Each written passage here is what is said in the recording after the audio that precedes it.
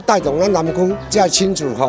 这小朋友会当来这活动啦安尼嘛感觉足有意义。这有呢对一个这个空间安尼在活化也可以让附近这样子这样幼小的小朋友更有一个这样子活动的一个很好的空间小朋友可以玩乐的地方。又有教育意义的地方，就是这样子，对小朋友和家长的互动又更好了，非常的好，就是需要这样家长有地方可以带孩子来这边玩一玩，好，而且就是在社区这样，就是刚好可以很亲近。亲子幼儿馆的设立的话，对我们在地这些居民帮忙很大。原来的活动中心的再次活化，我们在新的这个活动中心事实上已经闲置很久了啦，造成地方上这个坦白讲是一个治安环境一个死角啦。父母很希望能够让小朋友放电或者说借由放电过程当中来做学习。里面有阅读区、有亲子爬行区、还有音乐区、还有开心农场的部分。那提供给0到4岁的小朋友来这边训练大肌肉跟小肌肉，还有亲子共读、共游、共玩。掌握市政3分钟，台南进步向前冲。欢迎收看市政3分钟，我是林婷。为活化闲置活动中心，台南市政府社会局运用原本南区在新里社区活动中心，委托昆山科技大学办理南区亲子悠游馆。南区亲子悠游馆以宝宝开心农场为主题，提供0到4岁孩童的亲子活动空间。馆内设有宝宝爬行区、音乐艺术区及阅读区等空间。馆内也设有亲子手作教室，倡导食农及习食教育。现在就让我们来听听社会局长怎么说吧。大家好，我是台南市政府社会局局长陈荣之。南区的一个社区活动中心，也就是我们第10座的这个亲子幼儿馆的成立。那这个幼儿馆呢，事实上就是我们在少子化过程之中，我们能够提供的一个社区的育儿的一些资源。我们未来呢，会在偏远的地区来增加这个亲子幼儿馆的设施设备。那里面呢，我们里面除了幼儿爬行区，还有音乐区，还有我们的农业的这个农作的一个劳作，提供家长来这里教小孩子如何去爱护大自然、爱护树木如何去种一些植栽，让他提高这个农业的兴趣。那这个部分的话，就是未来这个亲子馆的定位。那其他的实作呢，就是特殊的一个单项。那这样子的话，在整个亲子悠游的话，才产生这个悠游的效应。那未来我们期待在偏远偏乡的地区，或者是在这个都市的地区来提供我们这个幼儿的一些学习的地方，还有亲子共学的地方。接下来请收看中嘉新闻。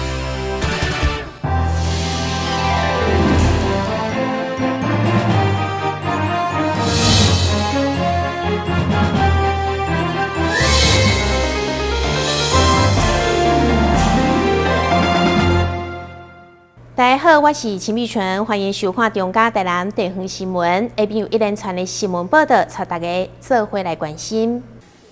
这阵因为中共的军机不时扰乱咱的领空，甚至被外界形容是准战争的状况。议员林美燕伫中日顺就表示，虽然国军准备好不过烦恼有机场、有港口的南区、安平区的战备区，民众到底敢准备好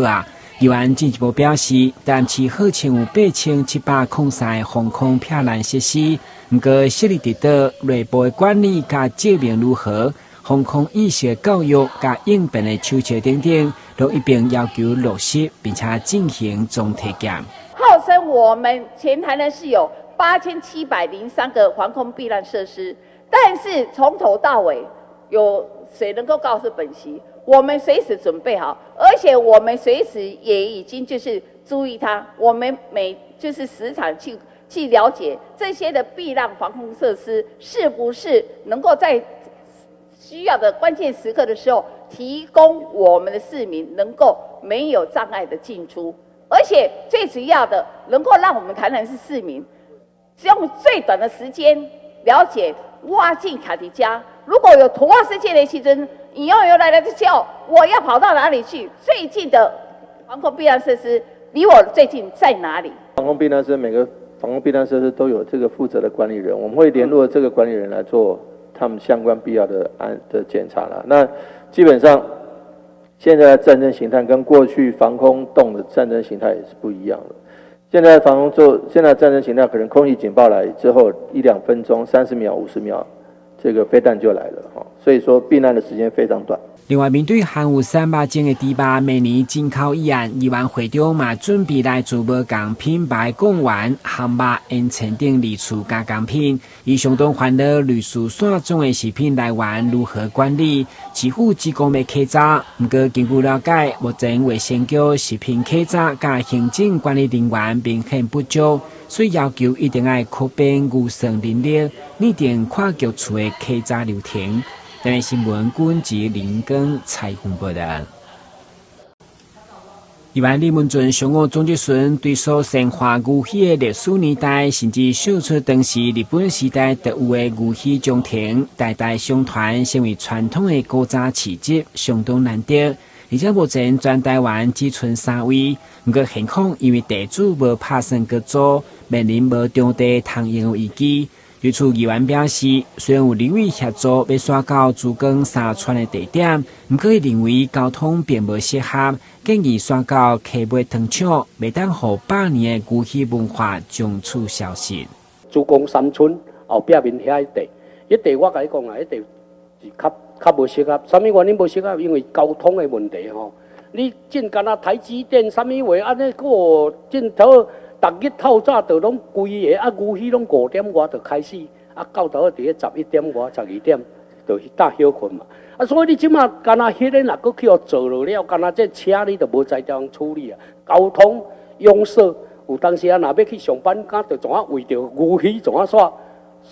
袂赴人上班。咱鲜化牛喜的即个特色吼，的内涵啦吼，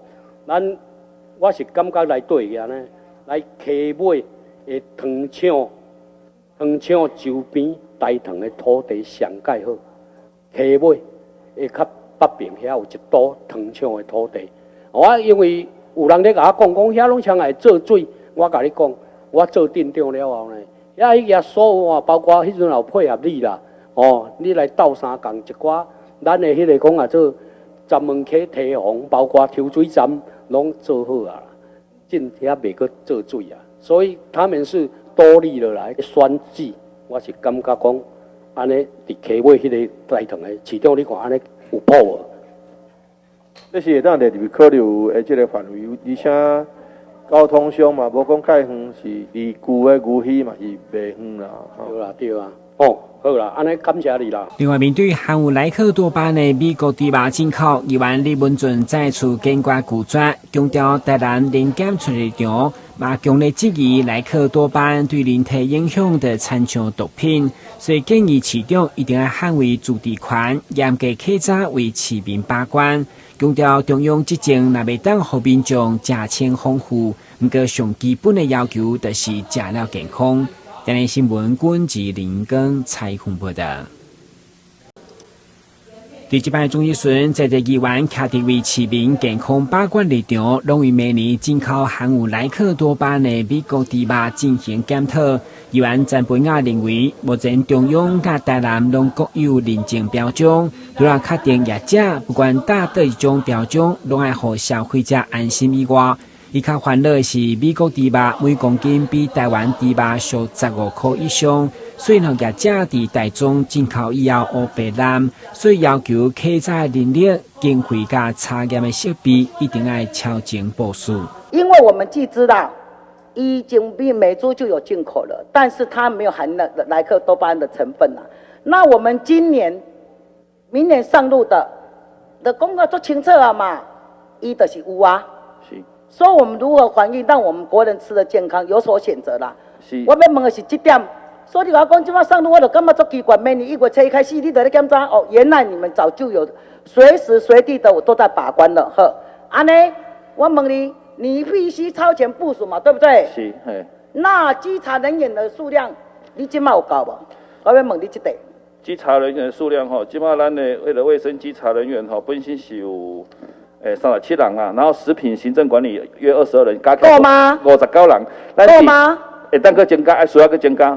加。咱伫迄个9月份的全国的迄个食品药证大会，我已经提出申请，然后市长嘛讲，咱若看咱每年增加预算来增加人力，另外甲议员报告，咱有委托南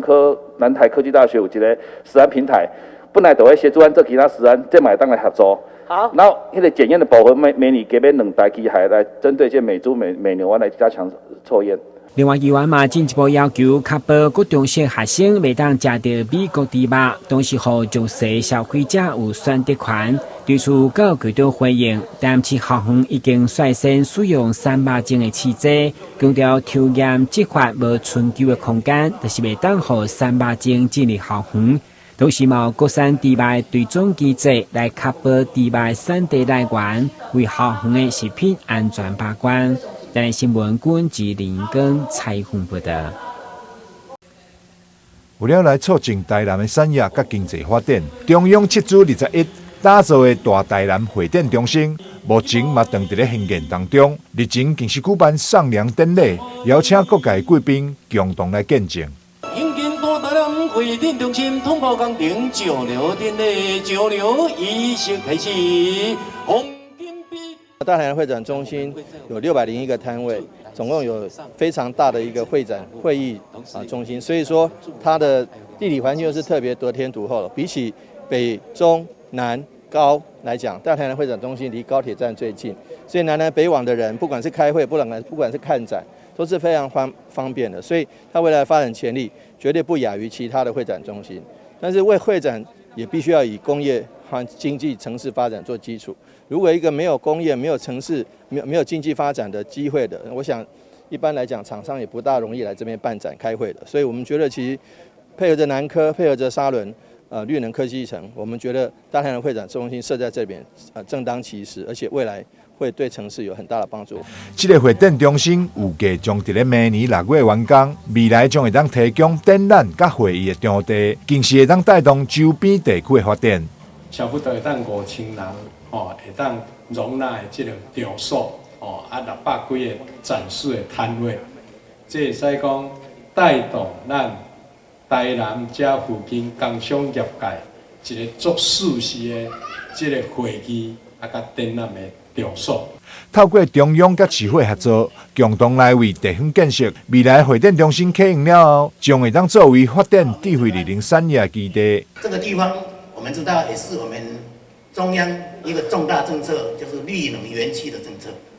所以我们这边会展中心未来可以结合绿能、科技、建制3A， 因为我们三井目前在火车站对的东边呢，目前也是在兴建，所以会展中心呢是可以配合这些建设呢来提升我们的产业。会展中心伫完工了后，将会交由市府经发局甲经济部委外经营，望会当成功为相关的产业创造新的发展空间，提升经济发展。台南新闻张硕维采访报道。让我们和旅行达人面对面，聆听他的所见所闻，同时选择一本好书，陪伴每一趟精彩的旅程。就让我们跟着旅行达人的脚步，一起走入阅读森林吧！敬请锁定每晚8点半第3公用频道。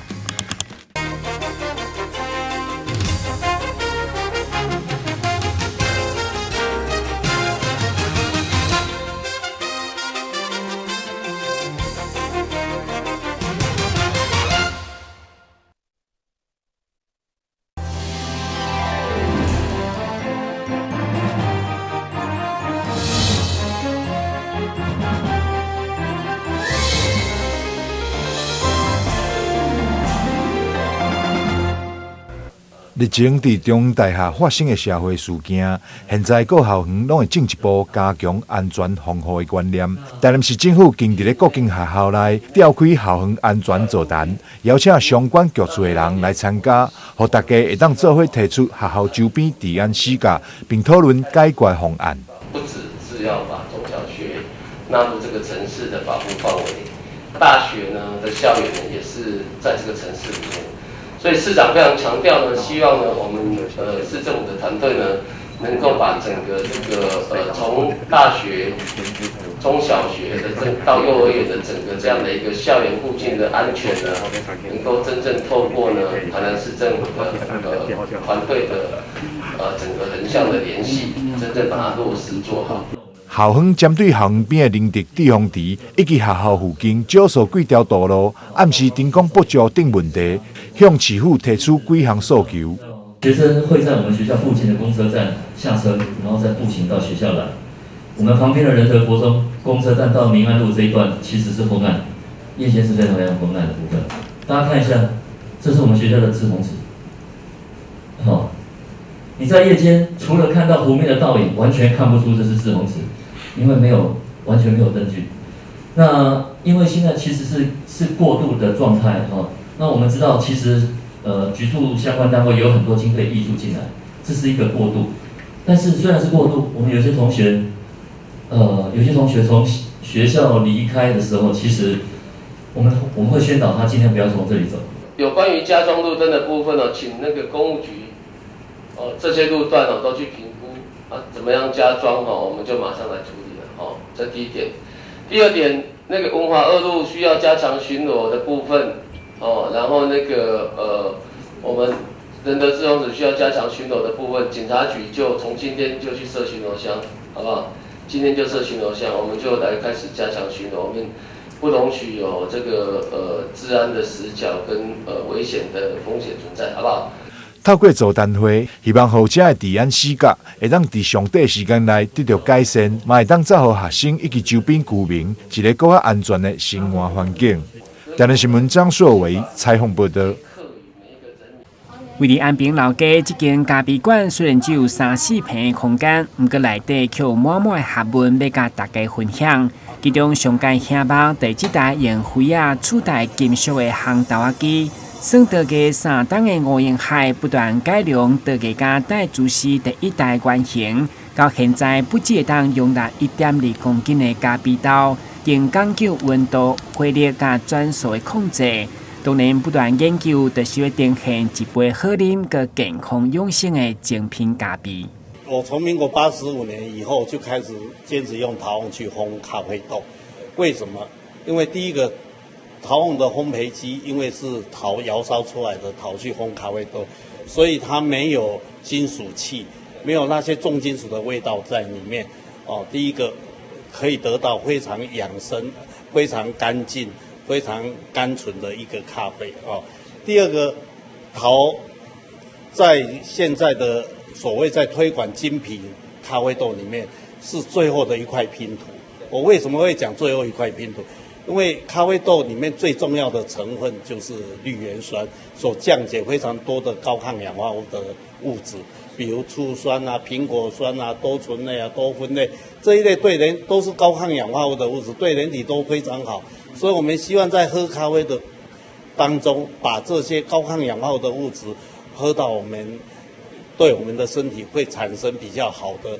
副肝副肾水液循环新陈代谢老年痴呆症的预防，它都有非常好的帮助。强调用灰所烘的咖啡，甲用金属迄款泡出来气味口感就是完全无同。加上为了改变一般人对啉咖啡会困袂去、会破心，或者是口味等刻板印象，也正2015年开始，拄陆续伫全台开设10个教室，或者嘛伫高雄开设旗舰店，来分享其实选择用灰咖啡机搭配好的咖啡豆泡出来，就参像水果的同款，而且用新的品牌来传承永续经营。本身我是做菜的老师，味蕾就比较敏感。那陶瓮烘出来的豆子就非常的甘甜，很干净。那我想说，那么好的东西，我们必须把它传承给下一代。金属有金属气跟瓦斯废气的问题，所以陶瓮烘出来的豆子是不用养豆的，就可以马上品尝好咖啡。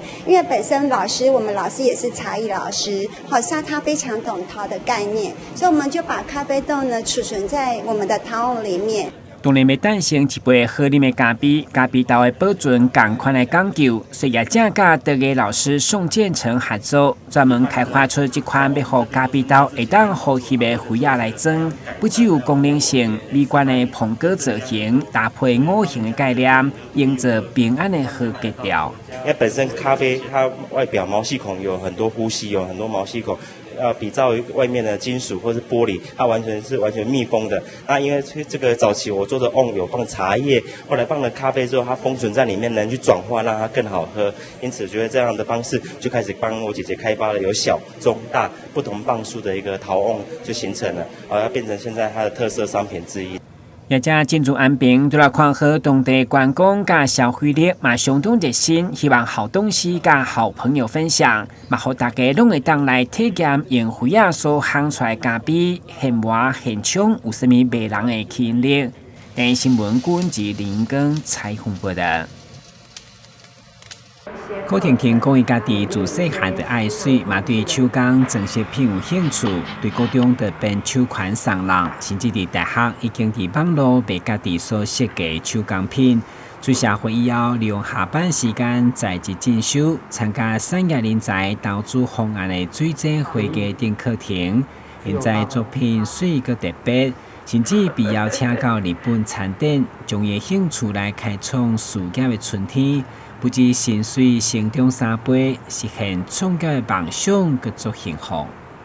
那之后就是因缘机会，我就是参加了产投的一些课程。那里面有一些新娘头饰的课程，我觉得是相当不错的。那刚好也可以增进我不同的技能。有一次啊，我到日本的时候，我看到了水晶花艺的创作。然后我就觉得我可以利用这个素材来结合我的饰品作为这个创业，很感谢就是产投有这个开设这个课程，让我就是可以增加不同的技能。看到柯婷婷的成功创业，分家人分属嘛鼓励在职朋友多多运用这份的资源，还是第二专长，每一位劳工3档上班当补助7万块。为了协助我们在职劳工朋友可以有学习第2专长的机会，劳动部呢持续推出产业人才投资方案的在职训练的课程。那训练的费用都可以补助在80%以上哈。劳工朋友每3年可以有7万元的这个补助的额度。那么云嘉南分署在今年下半年呢，也开出了将近600门的训练课程。我们欢迎在职劳工朋友，只要年满15岁，都可以踊跃来参加。有望在努力实现，特别来当将兴趣结合事业，做家己喜意的代志，一定会做幸福。台南新闻综合采访报道。喙齿因为皱起、外伤，或者是牙周病造成的牙髓感染，甲牙髓组织破病时，通常拢会进行根管治疗，目的是要移除感染、改善症状，并且保留喙齿。不过，还是有未少的患者伫咧治疗坐间时，仍然持续有症状。因此，台南市立病院齿科部医师黄杰莹就表示，一寡肉眼较歹看会到的小根管的开口，或者是复杂的结构，会用的借由显微根管来治疗。我们会应用在一些比较特殊的状况，像是原本的根管腔钙化，就是不好清除下去，或者说有一些阻塞物，像是断理器械，或者说一些特殊的解剖构造啊，或者一些比较深部分叉的一些额外的根管，或者甚至说进行一些活水治疗，让我们可以更清楚的看到牙髓的样子去加以治疗的。然后另外像是手术的部分也可以使用，传统手术跟显微根管手术文献上也明显的有比较说有差异的部分，就是成功率可以高的2到3成，所以基本上目前显微根管在手术部分也是主流的部分这样。医师强调，除了切看的根管钙化，需要利用牙科的显微镜以外，其他特殊的根管形态，或者是根管卡阻塞物等，拢会用配合高倍数的显微镜来治疗。台南新闻林根采访报道。感谢你收看中嘉台南地方新闻，我是陈美纯，咱再会。